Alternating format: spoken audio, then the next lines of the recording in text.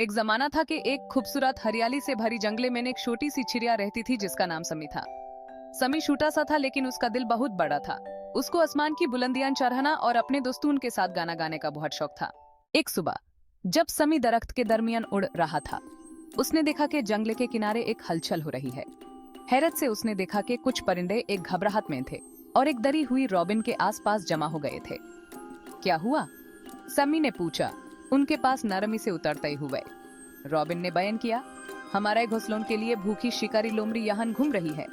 हम डर के मारे खाना ढूंढने नहीं जा सकते। सैमी ने अपने परिंदों के लिए दिल से परेशान होते हुए कहा, दुखी मत हो आप लोग, मैं जाकर देखता हूँ लोमड़ी कहाँ छुपी है।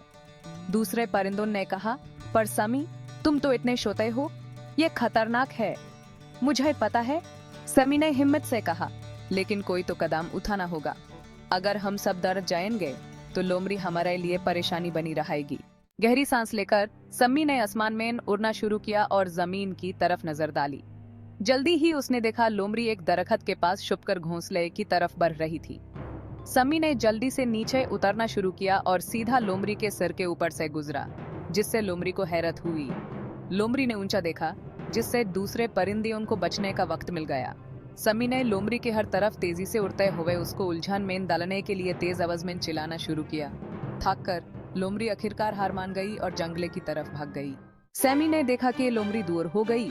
सैमी ने कर दिखाया। जब सैमी दूसरे परिंदों के पास लौट आया, वो उसे बहुत शुक्रिया अदा करने लगे।